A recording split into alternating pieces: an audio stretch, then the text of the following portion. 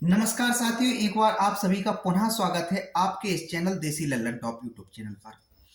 पूरा हिंदुस्तान का 13 करोड़ निवेशक और 15 लाख सहारा इंडिया का एजेंट कार्यकर्ता सरकार की तरफ आशा भरी नजरों से देख रहा है कि मोदी जी कोई एक फैसला लेंगे और उससे निवेशकों का भुगतान मिलना प्रारंभ हो जाएगा। बजट आया है, तमाम सारी चीजें बजट के माध्यम से सरकार ने रखी, लेकिन सहारा के निवेशकों के लिए कोई ऐलान नहीं हुआ।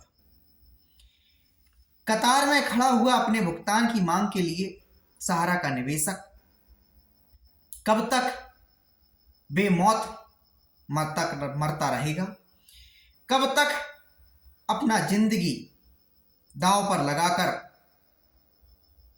सहारा से भुगतान की लड़ाई लड़ता रहेगा, कब तक सहारा का निवेशक कोर्ट अदालतों का चक्कर लगाता रहेगा।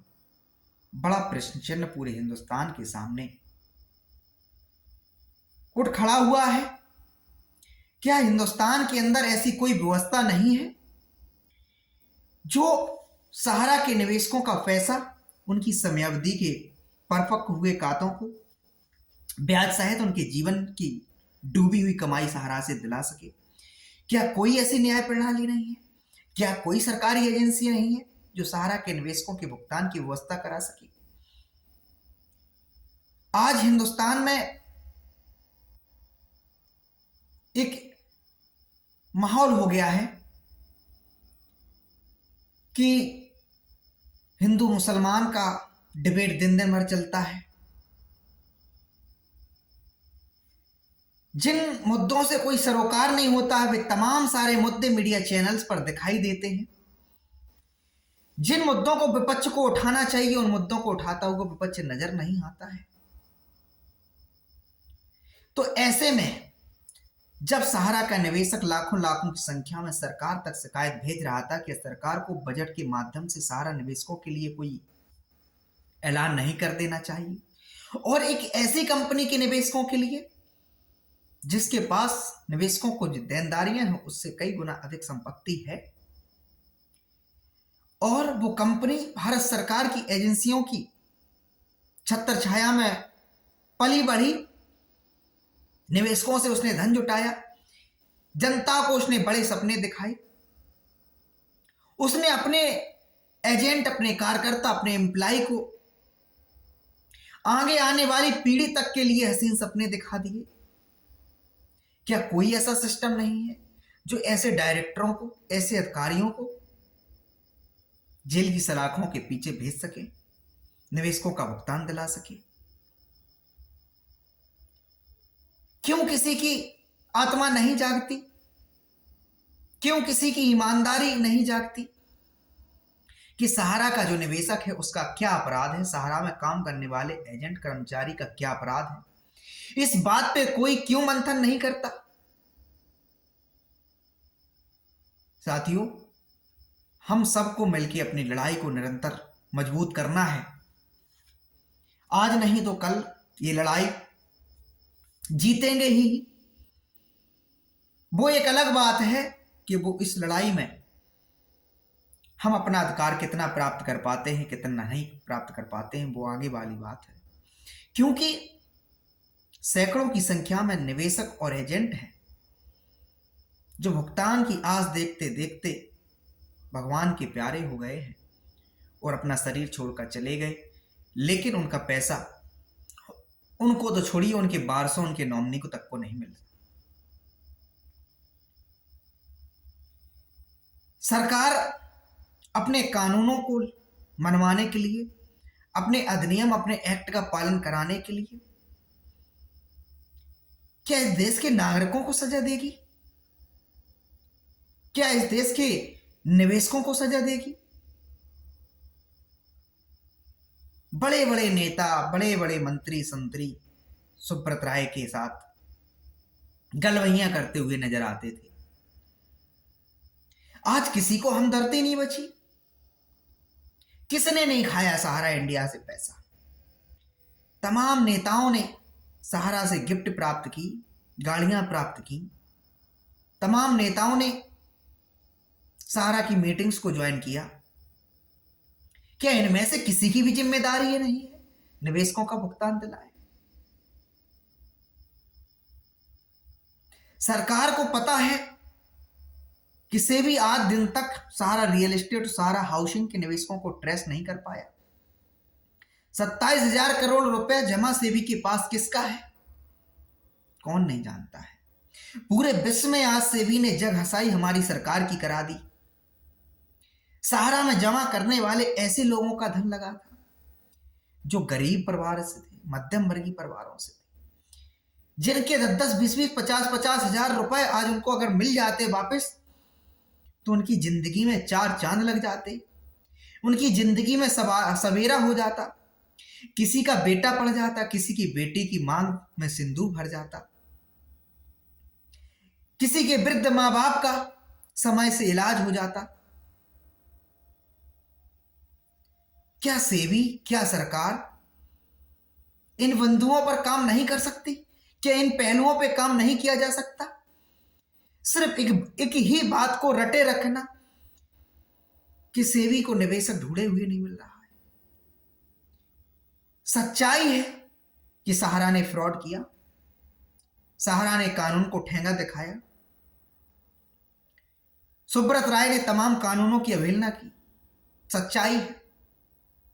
लेकिन यह भी सच्चाई है इस अपराध में, इस पाप में निवेशकों का कोई दोष नहीं है, जनता का कोई दोष नहीं है, सहारा में काम करने वाले एजेंटों का, एम्प्लॉइयों का कोई दोष नहीं है।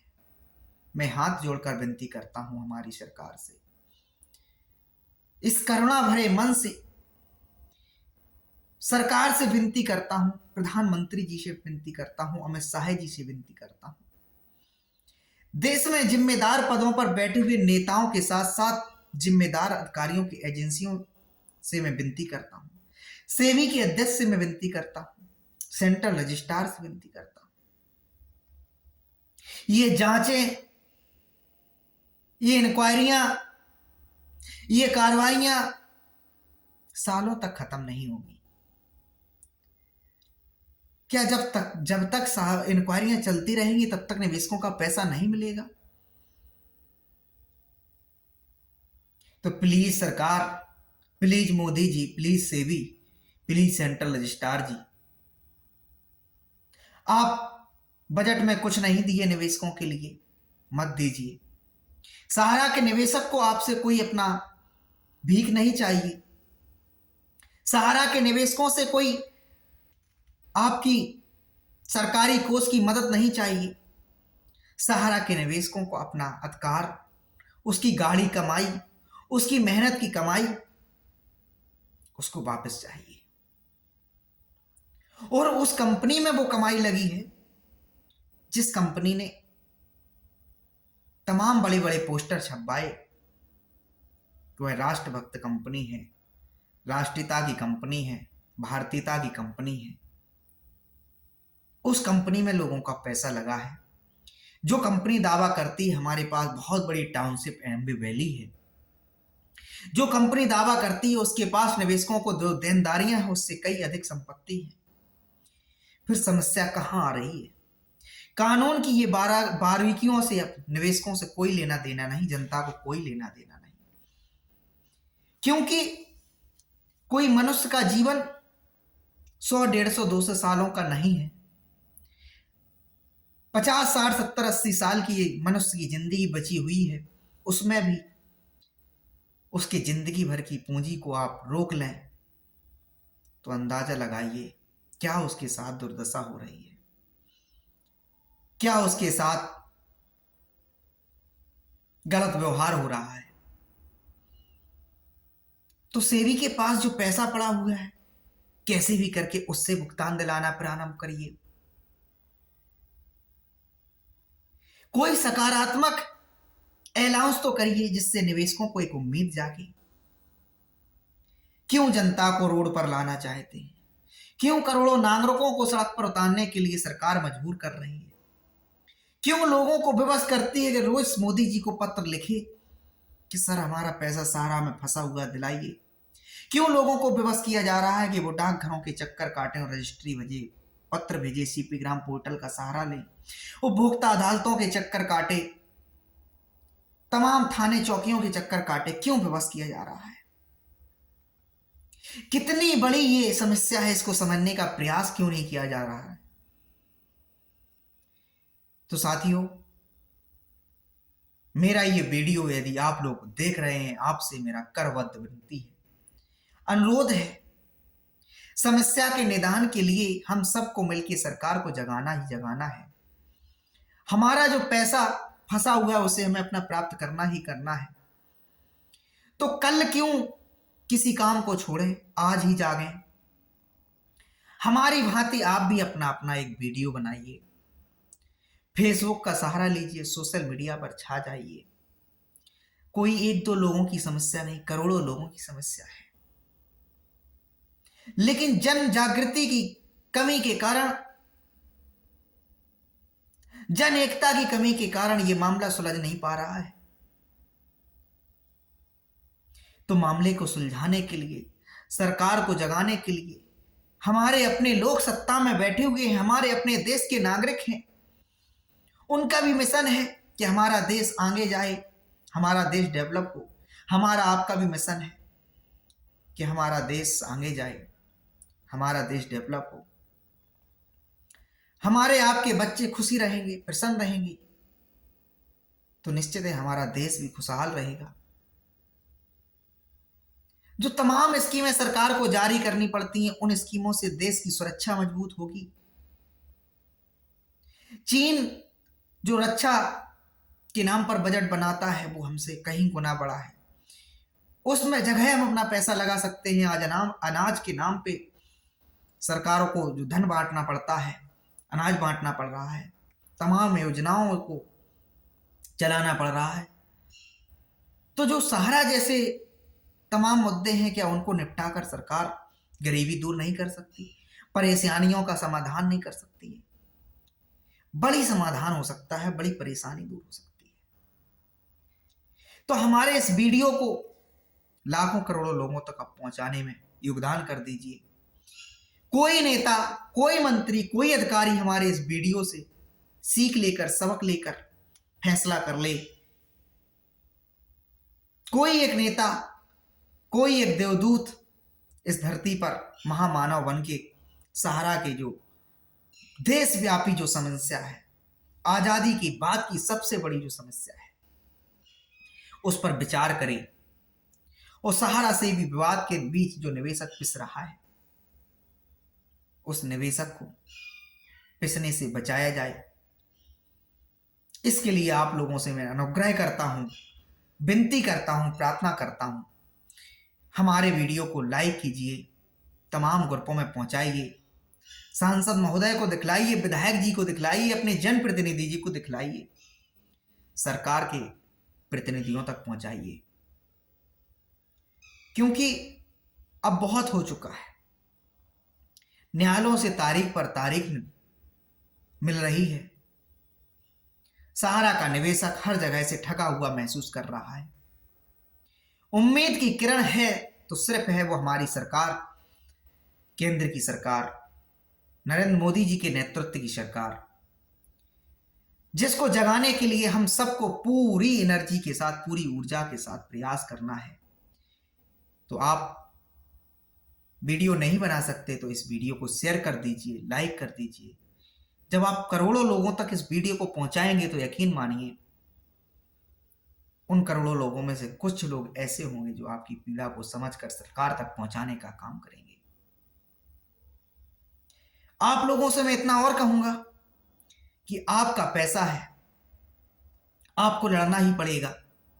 आपकी जिंदगी भर का पैसा, मेहनत का पैसा है, आपका अधिकार है उस पैसे को प्राप्त करना।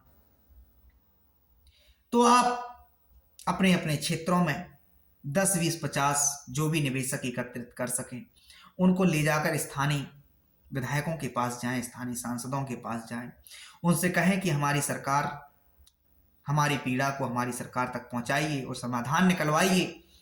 क्योंकि अब और नहीं झेला जा रहा है इस दर्द को, इस तकलीफ को। पता नहीं कैसे सहारा के मालिक सुब्रत राय को नींद आ जाती है कैसे नींद आती है, निवेशकों का पैसा नहीं मिल रहा है, कई सौ लोग मृत्यु को प्राप्त करके चले गए भुगतान की उम्मीद करते करते। कैसे नींद आ जाती है सहारा के डायरेक्टर को, जो इतनी मीठी इतनी सुगंधित बातें करते थे, जिससे करोड़ों लोग अट्रैक्ट हुए और सहारा से जुड़ते चले गए। कैसे उनको नींद आ जाती है? क्यों उन्होंने नहीं अपनी जिम्मेदारियों को समझा? सिर्फ हाथ खड़े कर दिए। इस तरीके से निवेशकों को, एजेंटों को बीच भंवर में छोड़ दिया गया। पत्नी को मैसेडोनिया विदेश की नागरिकता दिला दी, बच्चों को बाहर शिफ्ट कर दिया। बुढ़ापे की उम्र उनकी भी है, आज नहीं तो कल सबको ही जाना है। क्यों जाते जाते इस महापाप के भागीदार बन रहे हैं? तो उन तक भी हमारी ये वीडियो पहुंचाएं कि बुढ़ापे की उम्र में कैसे भी उनका ईमान जाग जाए, कैसे भी उनकी मानसिकता जाग जाए और वो घोषणा कर दें कि मैंने एक महापाप किया, सहारा ने एक महापाप किया कि सहारा रियल एस्टेट और सहारा हाउसिंग के जो इन्वेस्टर सेवी को नहीं मिल रहे हैं, उसका सीधा सीधा जिम्मेदार सहारा इंडिया है। उसने सहारा की शॉप में, सहारा की सोसाइटियों में निवेशकों को ट्रांसफर कर दिया। इस कारण से वो निवेशक ढूंढे हुए नहीं मिल रहे हैं। सहारा के जो मालिक हैं, सहारा के जो अपने आप को फाउंडर कहते हैं, सुब्रत राय, वो कहें कि सहारा में 1 रुपया हमारा नहीं है, मेरी हैसियत 2000 रुपए की थी, मेरे पास एक लोरेटा स्कूटर था, एक कुर्सी एक टेबल थी, वही मेरी असली औकात है। सहारा की सारी संपत्तियां सौंप दें सरकार को और कहें कि सरकार अपने स्तर से निवेशकों का भुगतान कर दे, हमें कोई आपत्ति नहीं है। ये सच्चाई है।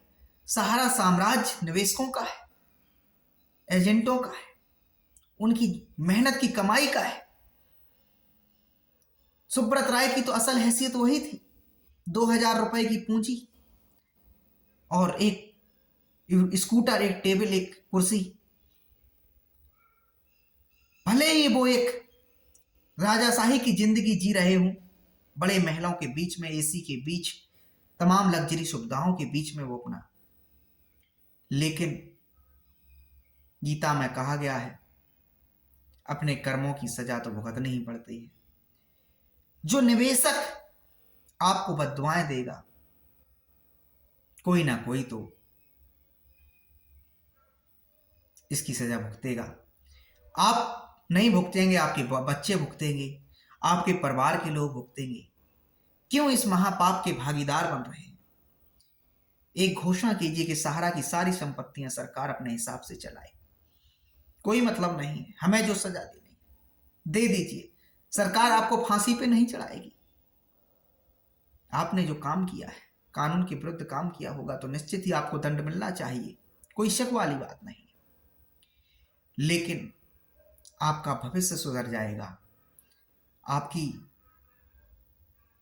आने वाली पीढ़ियां हैं, उनका भविष्य सुधर जाएगा, लोग उन्हें गालियां नहीं देंगे।